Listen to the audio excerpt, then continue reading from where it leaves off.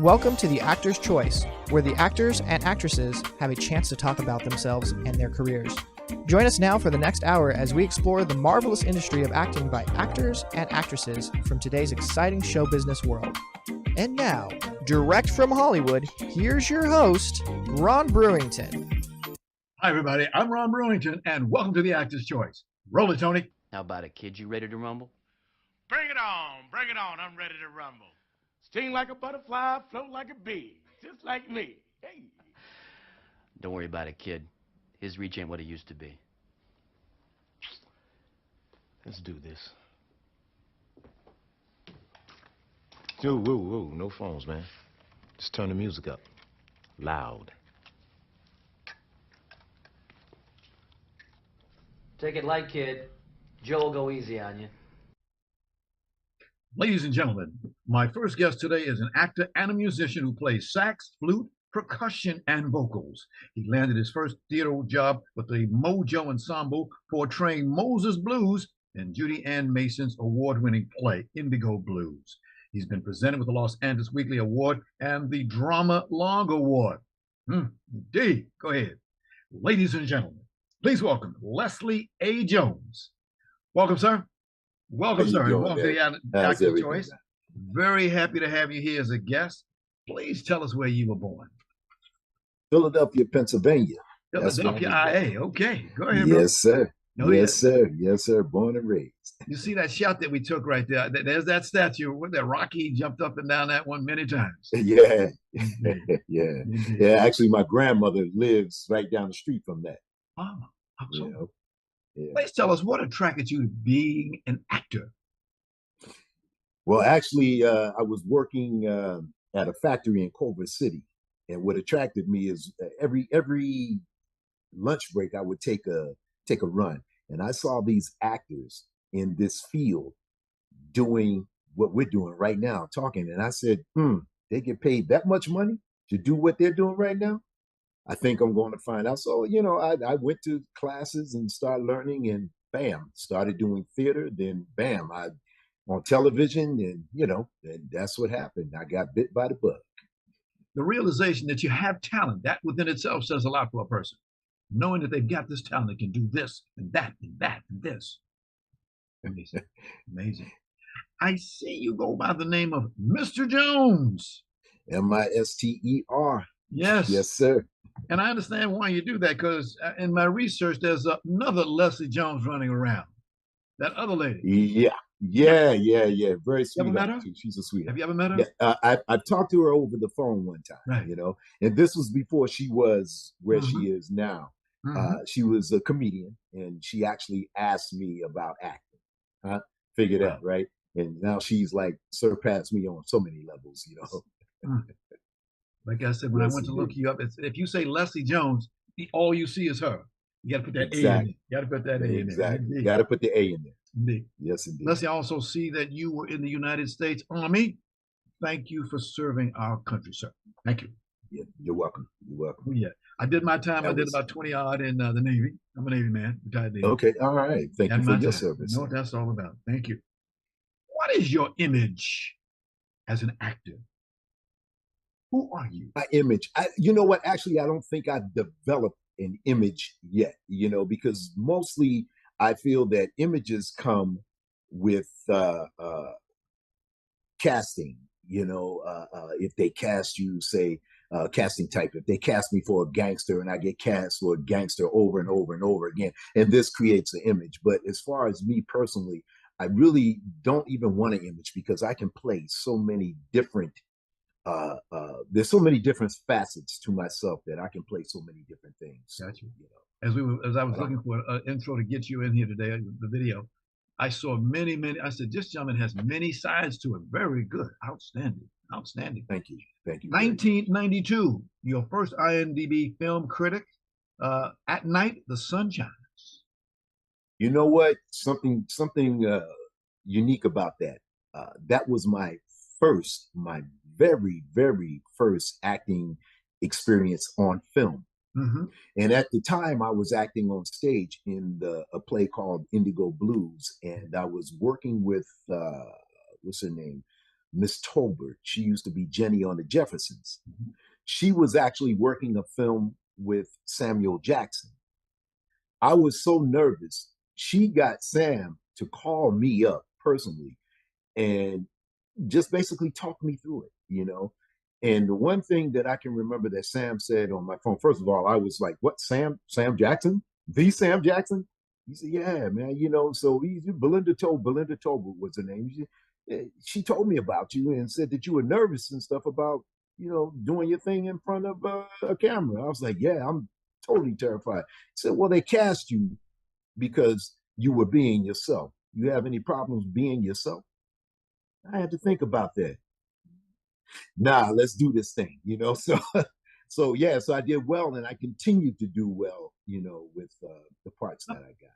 Nothing wrong with a little angst and nervousness when you're doing something. That's normal. I've been in this business for years, and I get nervous sometimes. I have to I blow still it out. get buzzed. Say to myself, in 5, 4, 3, 2, 1. Yep, yep. You have right now what at least listed 24 actors credits, and again, we see a lot of, because you do a lot of different work, but at the same time, you always come back this way to do some character acting role. Indeed, Exactly. indeed. Yes. Okay. And I'm sorry. Go ahead. I'm sorry for cutting you off. Yeah, Mhm. I've got 24 say there on IMDb, but however, I've been doing a slew of independent work that is actually not there, and plus my own productions. So, you know, Yes, because again, you're trying to make money. You got to live, and it costs money. exactly. Gotta Right. eat. That's true. That's And we true. see people, we see a lot of people that come on this show and other shows. They'll come here, do film, do theater. I mean, they won't do theater. They'll come and do TV and film. But they understand that, I don't want to go on stage. Why won't I go on stage? I said, well, you know, you might not make money, but you get a lot of training there that you can use to get you better. You know, get that. That's where I started, and that's where I will always go. Back Okay. to theater. Yes, indeed, because that is your fundamentals. Okay. You got several film products going on in production right now. Can you tell us about them? Yeah, one is Dark Country. It's Okay. a Western that I'm actually acting in and a producer on. And we're trying to pitch it to, you know, Netflix or somewhere, you know, that can get it seen. And then I have Get Nipsey is in film festivals all across the nation.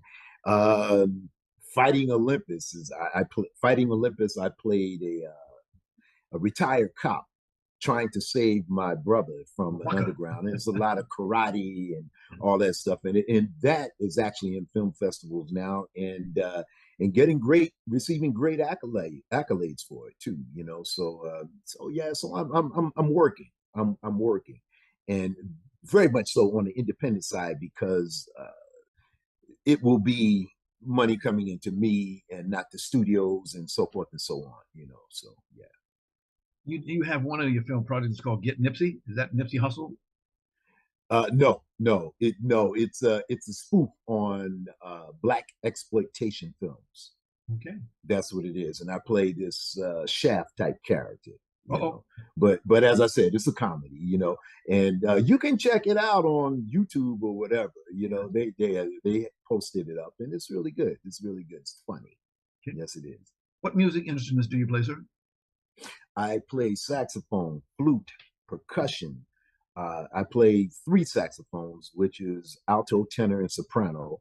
And as I said, the flute, and I play hand percussions, congas and stuff like that, djembes and things like that. You know? Gotcha. Here's a chance for you to do a whole lot of things. I see you have a 24-hour radio show called LJ Apps App. You told us about that off camera. Can you please tell us about it?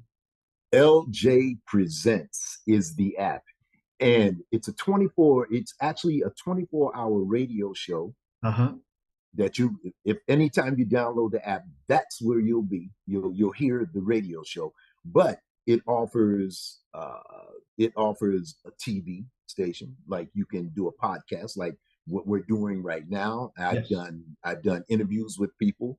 I offer DJ time to other DJs. I offer independent artists, period, to download, to give me their music so it can be heard on a radio station. And, you know, actually, it is getting followed. I'm right now, I've reached at least 1,000 listeners. Woo! And I've only had it for just a small amount of time, you know.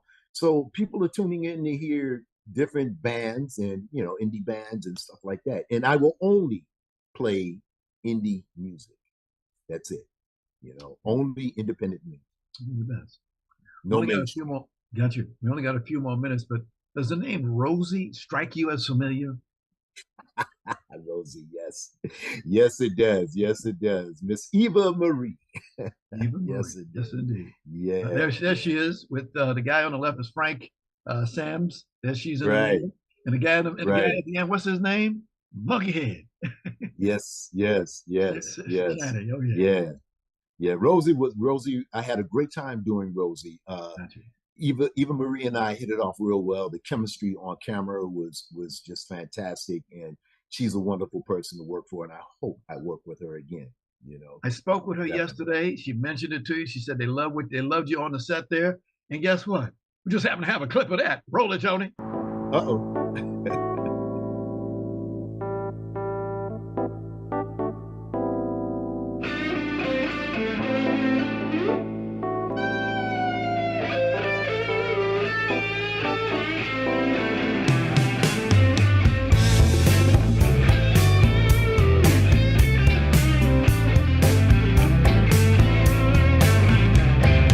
Cold black Rosie, he got the bad news.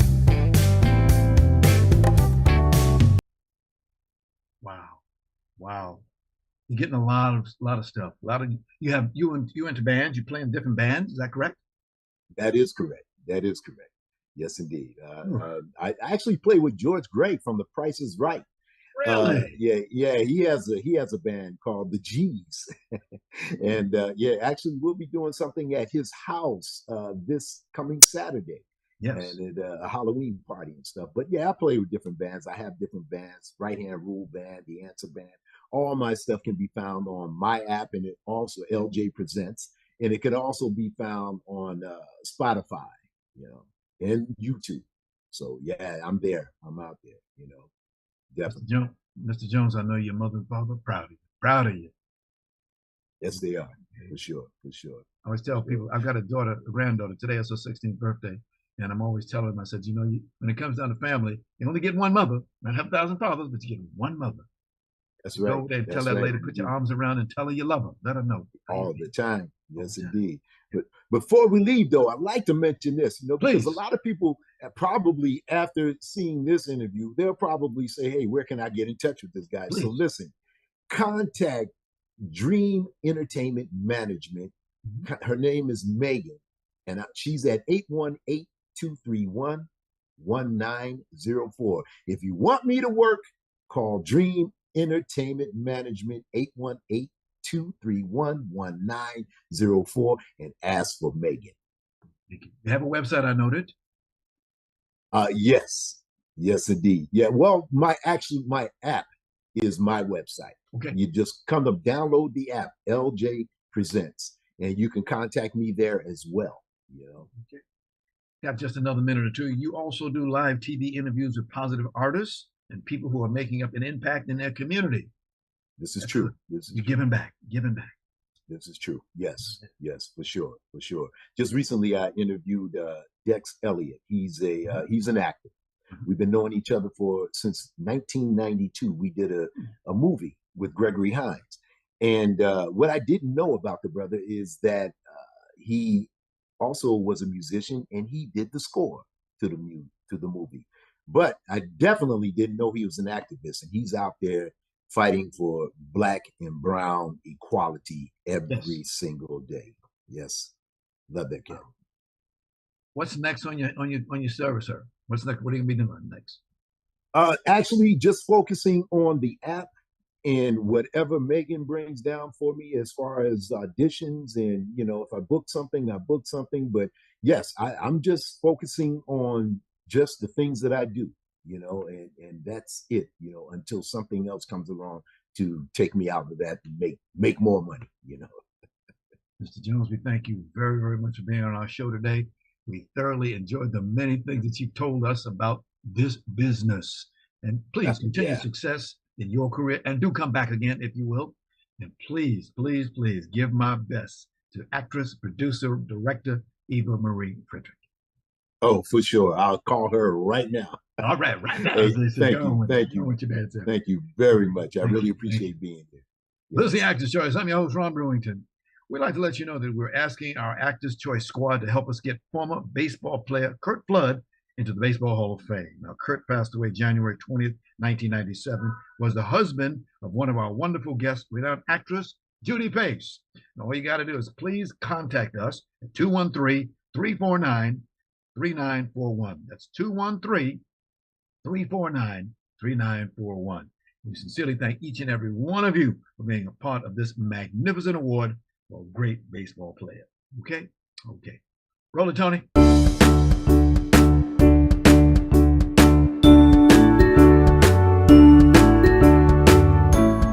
think the play was great, and I loved all the characters, and I loved that it was so funny and it was so cool.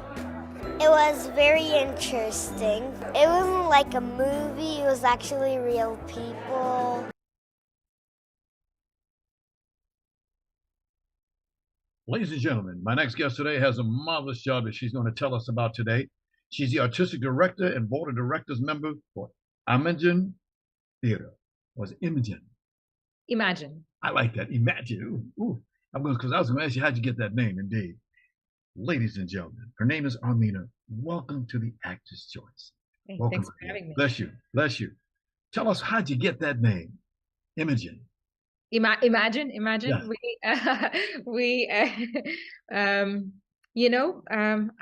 I don't even remember anymore, but I think it came out of a conversation about imagining a better childhood in Los Angeles for kids. Yes. Interesting. And it's gone a long, long way. But it has certain things about it. It has a special name.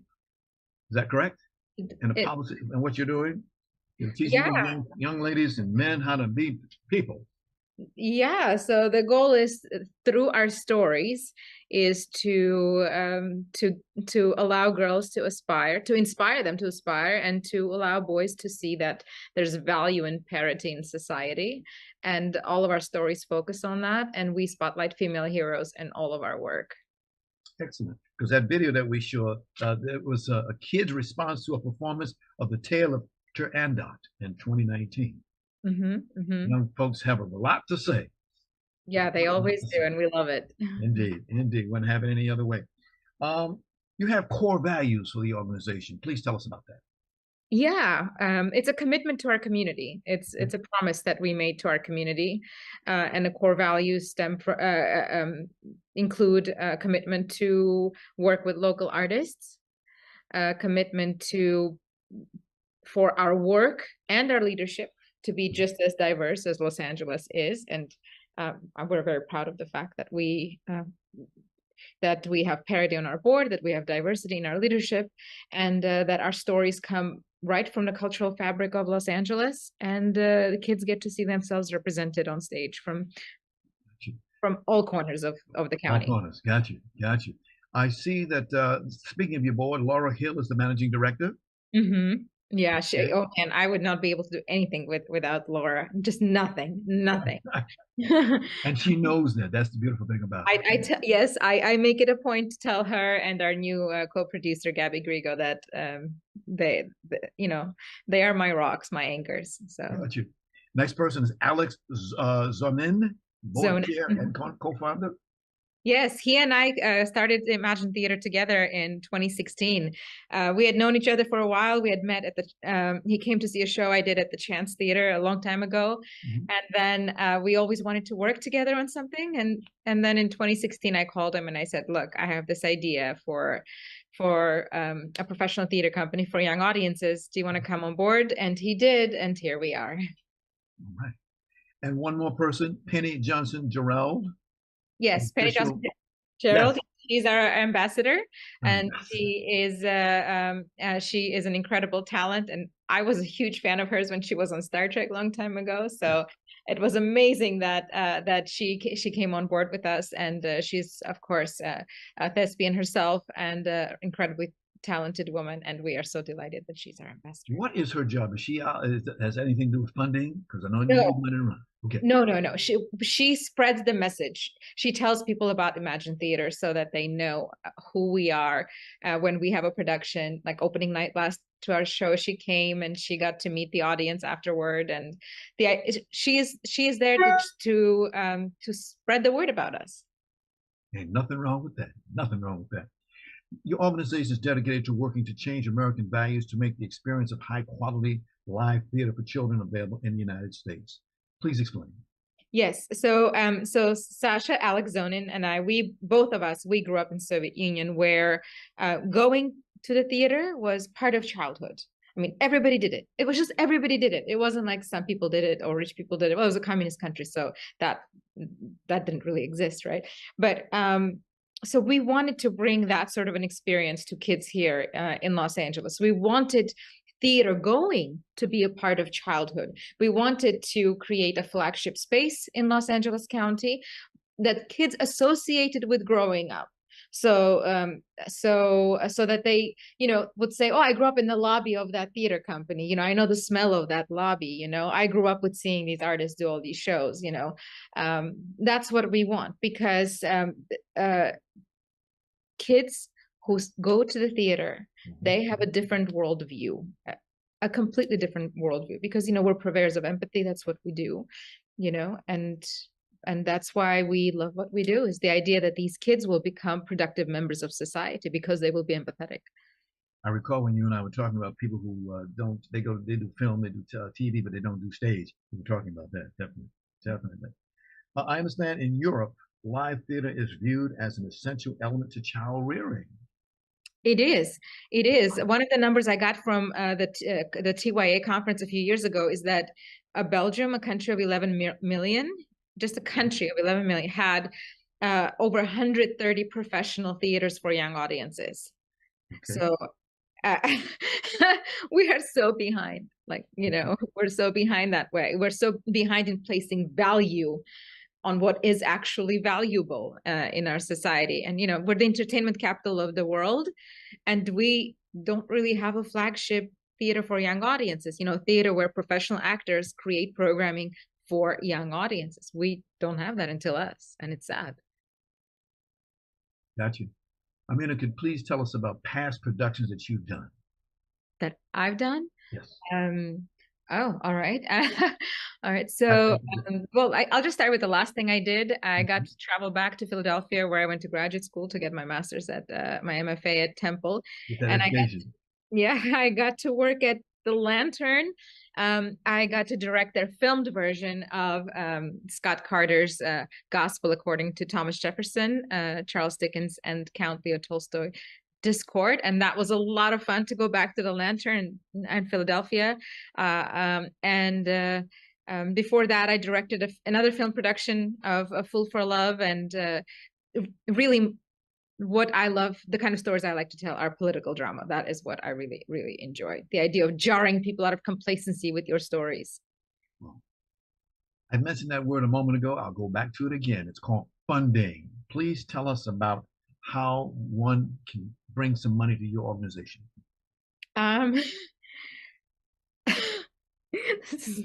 So I'll tell you what I told you the other day, is that I wake up fundraising, I go to sleep fundraising. Go ahead.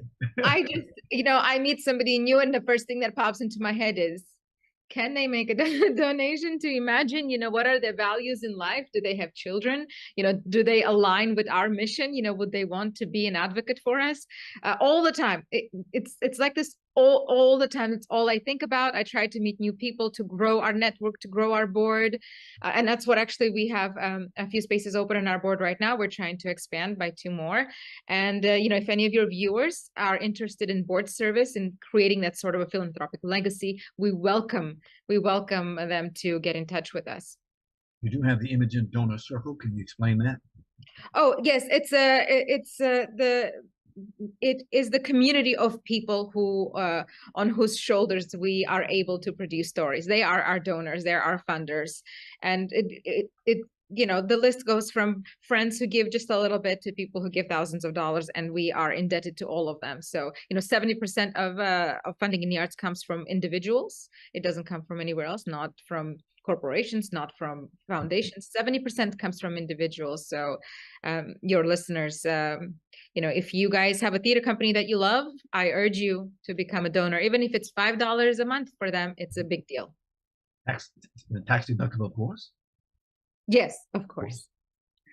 Next, Tony, would you bring up that video? Bring up that picture for us for just a moment. Look at this picture. Oh, there it is. Warrior Queen Anna hit the braid. That's right. Wow. Tell us about it. Oh, absolutely. So I'm so excited to tell you about this. So what we do is we create new work that is inspired by the folk tales that come from the cultural fabric in Los Angeles. Yes. Last time we went to ancient China. This time we're going to the Armenian Highlands, which is Warrior Queen. I'll tell you about that. And next year we're going to South Africa. We commissioned a new play based on a South African fairy tale. So this year we're going to the 1700s. To the Armenian Highlands, where we meet a young peasant woman who is a rug weaver. Through chance meeting, she becomes the queen. And then after that, through chance again, she becomes this amazing warrior who raises an army of women to rescue all the men in the kingdom who were kidnapped by an evil force. And it's a musical. And my longtime friend, Shahin Akopian, who's a musician and composer, incredibly talented friend, he composed all the music for it. So we are so excited to bring this to kids. Los Angeles is home to a huge Armenian American diaspora, and they don't often get to see themselves represented on the professional stages in Los Angeles. So we are doing this as a gift to them. Now, you wrote and directed this play, correct? I did. Oh. And this is a world premiere? It is the world premiere. It is, yeah. And a family-friendly musical? Absolutely. It is specifically all of our programming is for kids in elementary school and their families. All of our programming. But we create things in the vein of the way Europeans view TYA. There's a sense of sophistication with it, complexity that we believe children will rise to.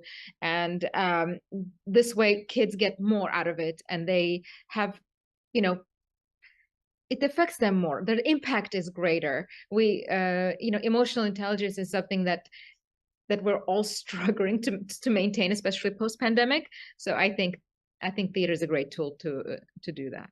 Now you got a run going from November 15th through November 18th? November 5th through the 8th. Okay. 5th through the, three weekends for public showings, and the 2 weeks in between we have student matinees. We have 10 student matinees in the mornings that schools bus their kids in. Okay. Limited engagement? Yes, just 6 shows for the public. 6 shows. That's 5 plus 1 post, 5 plus 1.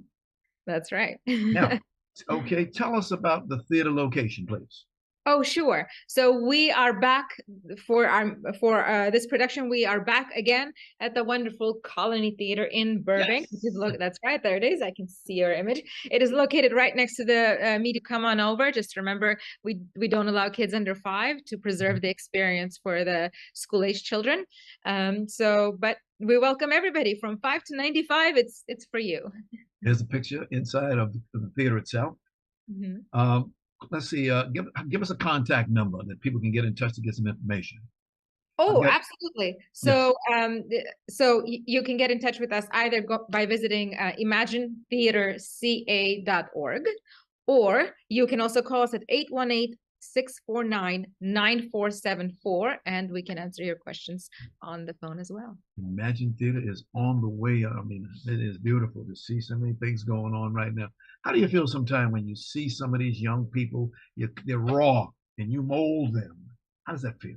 The very first, our inaugural production, when Alex Zonin and I got up on, and we just had this moment of, I can't believe this is happening. And then with the kids' reactions, it was overwhelming. We knew, but we didn't know. It was overwhelming the way kids react to it, what they took with it. We got hundreds of letters from kids, hundreds of letters from kids where they wrote us letters explaining what they took away, how much they loved it, how much they want to see more theater, how much they love this character, this bad guy, the good guy, just everything. It was all the letters are here with me, and I look over them a couple times a year just to remind myself in what a privileged position I'm in, what to do something for them. Wow. Again, tell us the name of the play and the location. Warrior Queen Anahit the Brave at the Colony Theater from November 5th through the 18th. Armina, I thank you very, very much for sharing with us today the fantastic organization that you have. Again, please tell the number. Oh, we did that already. Can you contact? Okay, thanks to our publicists. I'm reading so many things ahead of time. Thanks to our publicists. You know that lady, Lucy Pollock. Yes, Lucy Pollock. I'm very grateful to her for allowing me this opportunity with you. I mean, I get the feeling that you love what you're doing, lady. I get that feeling. It's coming out at you. I can see. I do. I've been doing it since I was 6. I started in Soviet Union as an actor, and this is what I've been doing my entire life. And then, I became a director when I became an adult. And this is 38 years. September was my 38th anniversary in theater. Ladies and gentlemen, Armina LaManna, thank you very, very much for being with us today. Thanks for having me. This is the Actor's Choice. I'm Ron Brewington. Roll it, Tony.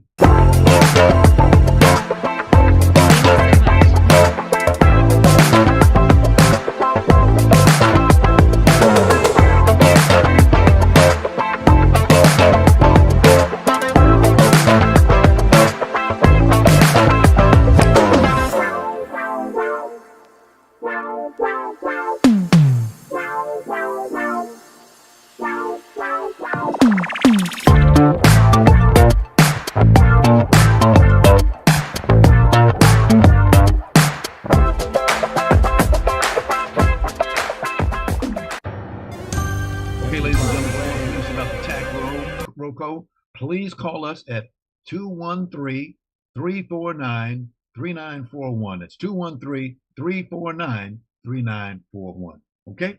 Hopefully we'll help you out on that. I think you'll enjoy it. Thank you. Roll it, Tony. Everybody wave. Everybody wave. Everybody wave. Yeah. Wade in the water. Everybody wave. Wade in the water. Everybody wave. Wade in the water. Oh, God's children. Wow, that's beauty, ladies and gentlemen. That's the guest today. Very active professional singer, producer, and songwriter. Has the privilege of working with numerous gospel greats such as Melanie Daniels, Lamar Campbell, Stokey Norval, Tremaine Hawkins, and many, many others. Also awarded the Album Producer of the Year. He's toured throughout the United States and the world, South Africa, Germany, Italy, UK, and many, many others. Ladies and gentlemen, please welcome Adrian Dunn. Greetings, Adrian. Welcome to the Actor's Choice. Hi, thank you so much for having me. Wouldn't so glad to be here. Thank you so much. You and I were just on the phone. You with a second person, Mr. Johns, and it just worked out well. Thank you to have you here. Thought we'd open our interview with Wade. We just saw Wade from 2018. I thought people would like to know exactly where you coming from. This gentleman's walking around with the suit on that says Black Music. Talk to me about Black Music. Yeah, so Black Music Matters is all about my brand, and it's basically trying to raise awareness to the idea that Black music needs to be an intentional part of our work for justice, and that the salvation of Black music at a moment like this in the 21st century is something that should be all of our responsibility. And so I champion the spiritual, I champion Black orchestral musicians and classical musicians to continue to tell those stories that are so valuable to our story of music in America, Black music in the United States. Okay. Please tell us where you were born. I was born in Cleveland, Ohio. Ohio. Yes, sir. We just call it OH10. Indeed. Okay. Yeah. Okay. You went to school, got an education, Roosevelt University. Yes, sir. I did. Roosevelt University, my undergrad and my graduate work, and also did some additional studies at the Sibelius Academy of Music in Helsinki, Finland. Folks don't understand. Get that. I call it education. I'm an educator myself. Get that education. In fact, I have a thing I'll share with you real quick. I call it the 3 E's. Education, exposure, and experience is what you need to be successful these days. Really. Absolutely. Right. Absolutely. I understand you got additional, check this out, ladies and gentlemen, additional musical studies in opera at the Sibelius Academy of Music in Finland. Go, brother. Sir. Go, brother. That's beautiful. Thank Get you. that education. Wow. What was your first album? So my first album really was a project called Rhapsody in Black years Okay. ago.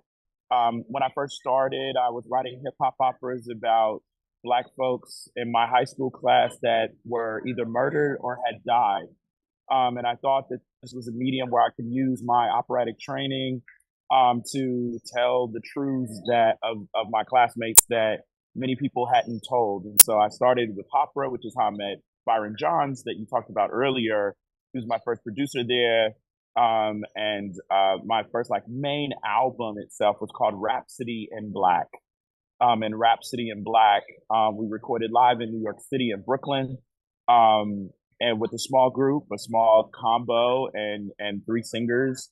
And it was, opera, this hip hop opera, and us telling those stories about love and life and heartbreak, and what it was like for me at that time in the early thousands as a young millennial, and what my experience was. So yeah. Okay. There are a lot of folks out there that want to be something. And quite tell us what the work required to put together an album. How do you do it? Yeah, so tonight I'm celebrating my 4th commercial album release here in Chicago. Yes. As a red carpet experience. Just got back here from Los Angeles. And speaking of albums, it's a lot of work. It's a lot of planning. It's fundraising. It's connecting with people. It's really figuring out all the musicians and artists and producers and studios. This is a live album re-recorded. But even then, there's post-production and finding the best people to do it, right? So if you're doing a live album, you need the people who record live albums. You don't need the people who record studio stuff, right? You need the people who do the thing that you need. And I think it's so important in creating an album and producing an album that you put your work as the artist first, whatever it is that is the principal material, whether you're a jazz singer or a rapper or, an opera singer, a conductor, orchestra, whatever. You got to make sure that the art is at the centerpiece of the work. So therefore, everyone else you bring on to help you to get it done can fall in line with that because they're following you. Gotcha. The year was 2020. You came out with another album called The Black Messiah. One song was called Hallelujah. Tell us about it. Yes, sir. Yeah, so the Hallelujah for the Black Messiah was a piece that I wrote actually the year Donald Trump was elected. I had been working on a piece that was called we were doing a holiday piece called the Opera Holiday Spectacular, and I wanted to take some of the works from theme loosely based off of G.F. Handel's Messiah, and repurpose them from a Black perspective. That if the Messiah is a Black person, right, as a Black man, then the story that we know in the Christian story is different. So in the Black Messiah, our Jesus is born in the backseat of a car on the west side of Chicago, right, of a Jeep. And just making the point that how we are raising the level of awareness in the work to say that, just as because we tell stories during the holidays, we as Black folks, our stories are always unique. Our stories are always being true to who we are. And that is what I see in the retelling of the Black Messiah. The Messiah is Black, well, then everything throughout the history of that then therefore changes. And so that's really what Black Messiah is attempting to say, to do. Ladies and gentlemen, out of that album came a song called Hallelujah. Roll it, Tony. Hallelujah. Yeah, hallelujah. Black Messiah.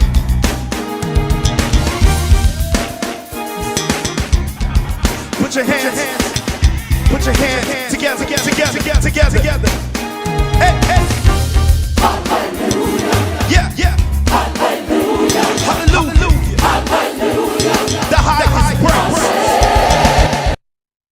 that gives you goosebumps, I swear. Oh, that was beautiful. We only get 30 Thank seconds you. to play them. Wish we could play them longer, but God, 30 Thank you. seconds. Woo, man. Talk about the changes in gospel music over the last decade, please, sir. Wow. I mean, gospel music's changed a lot. I Yes, think, it has. when we think about not just hip hop, rap, and other things, but even the more traditional sense, as we think about like Kurt Franklin's new album with Maverick City, and the changing sounds in gospel music, from some of the more what we would now consider contemporary. But as I always like to remind folks who are, as I am a student of Black music history, that what we call contemporary now, at one point in time, was old school, right? Or what we call, or what we call contemporary now was once old school, and what we call old school now was once contemporary. You follow what I'm saying? So when we think about, me being, from Cleveland originally, but I call Chicago my home. It was the city that made me professionally. And it is the city as the birthplace of gospel music, the birthplace of Thomas Dorsey, the birthplace of the Caravans and Albertina Walker. When we think about, the Tommies and Fellowship and Clay Evans, when we think about, the First Church of Deliverance, and now to some of the more contemporary artists, Shekinah Glory and Smoking Norfolk and Donald Lawrence, all being Chicago-based artists and kind of representing the trajectory of what gospel music has meant over the years. I think in the last 10 years, we're moving in directions of much more fusion-based things, but there's still a lot of diversity in the repertoire as well. There's still old school stuff. There's still quartet music. There's still artists who are making music in all of those genres for sure. So you can still find what you need, I think. Like that. Gospel is known to bring people together all over the world, would you say? Absolutely. Absolutely. It is a power in what we as Black musicians and Black folks have given to the world from America, right? And one of the main genres that so many other genres have come from is gospel music, for sure. Here's a question we hear all the time. How strong is the competition in gospel music? I think the gospel game is very competitive.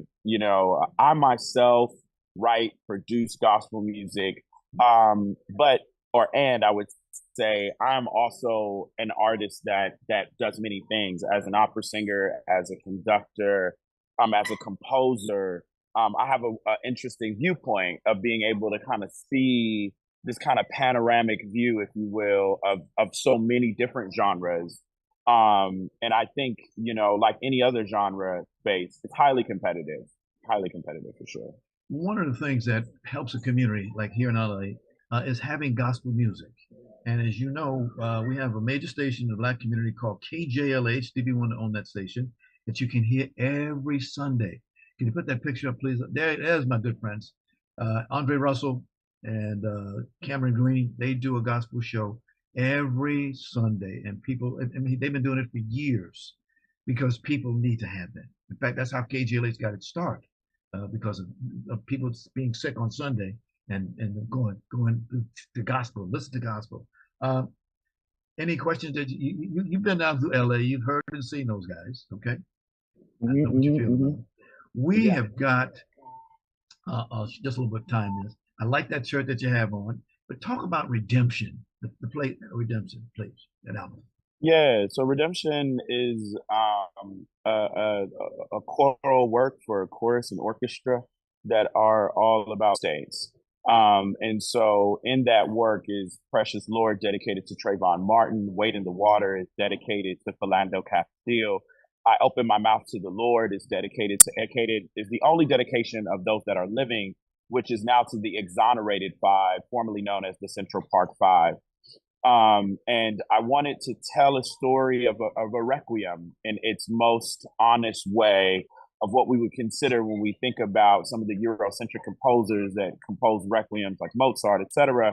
I wanted to create a requiem for the dead, for those who, in my lifetime, that their lives were cut short unjustly. And to use the spiritual as a way to connect us to our own history and to show us and point us to the fact that this is not new for us as Black folks in America. these are the same stories. They may be happening in a different time period. We may have different modalities of communication and technology, but the story itself of Black men and women being murdered at the hands of police and at the hands of vigilantes, such as the one in the case of Trayvon Martin, is not new. This is something that has been happening. So the spiritual, using that as the modality to carry this story and to hold this legacy and to hold this history was something that was very powerful and that I felt honored and privileged to be able to arrange these songs. I also arranged a version of Thomas Whitfield's I Shall Wear a Crown. There's also Soon I Will Be Done. And it's a powerful work, Redemption, that's also available right now on Apple Music and all digital distros. Ladies and gentlemen, get ready for Adrian Dunn and the Adrian Dunn Singers. They played a new album, out of this album came Bells. Roll it, Charlie.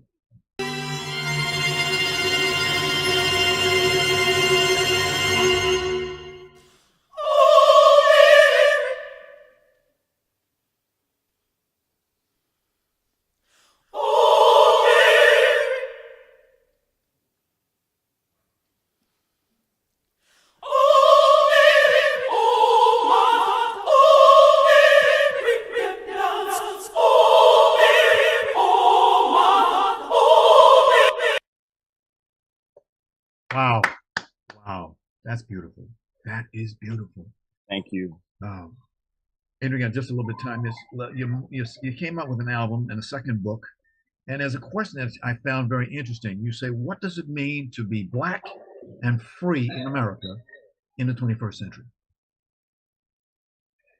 Yeah, that is what my new album that actually is available for pre-sale today, Emancipation, is all about. I posed the question as writing Emancipation was, what does it really mean as a Black young queer artist to be free in America in the 21st century? What does it really mean? Not what kind of the popular kind of surface sense, but what does it mean? And so Emancipation is a 13 movement work that's inspired by the 20th and 21st century thought leaders that have shaped my life as a Black man in America. And so the first part of the album that comes out today on Apple Music and Spotify includes all of the gospel, jazz, and hip hop numbers. And so in that, there's my new arrangement of that's dedicated to Nina Simone and Billie Holiday, Strange Fruit. There's another arrangement called Get Free. There's another one of Give Me Jesus, of the original spiritual. And there's an original tune called Mountains on that. And then an inspirational kind of chant called Freedom that harkens to a lot of the inspirations that I had in my life, Kendrick Lamar and Tupac and Biggie and some of the other hip hop influences that I had in my life as well.